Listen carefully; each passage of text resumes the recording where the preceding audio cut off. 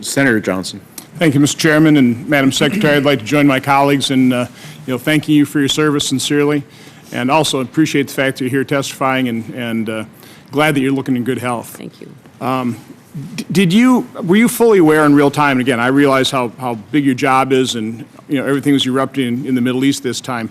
Were you fully aware of these 20 incidents that reported in the ARB in real time? I mean, I was aware of the ones that were brought to my attention.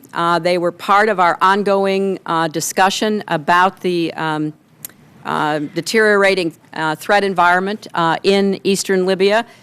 We certainly were very conscious of them. I was assured by our security professionals that repairs were underway, additional security upgrades had taken place. Thank you. Did you see personally the cable on, I believe it was August 12th, specifically asking for basically reinforcements for the security detail that was going to be evacuating or leaving in August? Did you see that personally? No, sir. Okay. When you read the ARB, it strikes me as how certain the people were that the attack started at 9:40 Benghazi time. When was the first time you spoke to, or have you ever spoken to the returnees, the evacuees? Did you personally speak to those folks? I've spoken to one of them, but I waited until after the ARB had done its investigation because I did not want there to be anybody raising any issue that I had spoken to anyone before the ARB conducted its investigation. How many people were evacuated from Libya? Well, the numbers are a little bit hard to pin down because of our other friends, approximately 25 to 30. Did anybody in the State Department talk to those folks very shortly afterwards? There was discussion going on afterwards, but once the investigation started, the FBI spoke to them before we spoke to them. And so other than our people in Tripoli, which I think you're talking about Washington, right? Yeah, the point I'm making is a very simple phone call to these individuals, I think would have ascertained immediately that there was no protest prior to this. I mean, this attack started at 9:40 p.m. Benghazi time, and it was an assault. And I appreciate the fact that you called it an assault.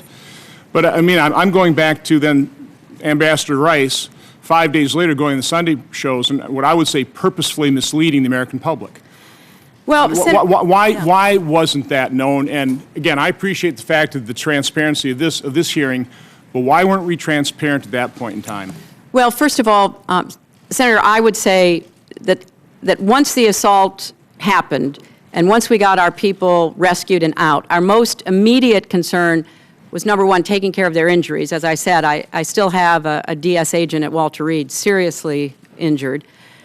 Getting them into Frankfurt, Ramstein to get taken care of. The FBI going over immediately to start talking to them.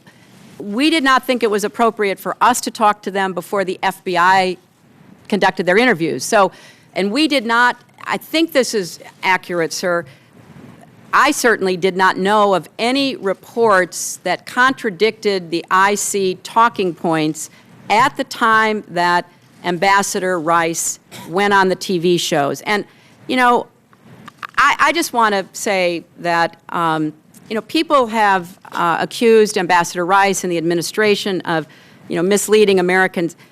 I can say, trying to be in the middle of this and understanding what was going on, nothing could be further from the truth. Was information developing? Was the situation fluid?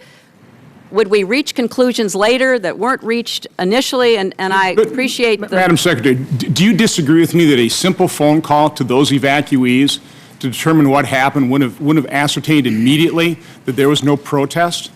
I mean, that was a piece of information that could have been easily obtained. Well, but Senator, within hours, if not days. Senator, you know, when you're in these positions, the last thing you want to do is interfere with any other process going on. I realize that's a good excuse. Number two, well, no, it's the fact. Number two, I would recommend highly you read both what the ARB said about it and the classified ARB, because even today there are questions being raised. Now, we have no doubt they were terrorists, they were militants, they attacked us, they killed our people.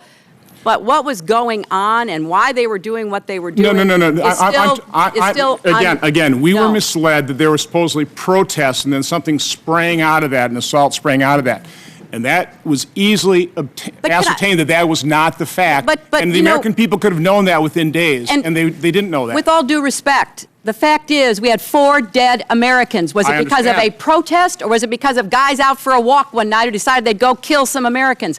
What difference at this point does it make? It is our job to figure out what happened and do everything we can to prevent it from ever happening again, Senator. Now, honestly, I will do my best to answer your questions about this, but the fact is that people were trying in real time to get to the best information. The IC has a process, I understand, going with the other committees to explain how these talking points came out. But, you know, to be clear, it is, from my perspective, less important today, looking backwards, as to why these militants decided they did it, than to find them and bring them to justice.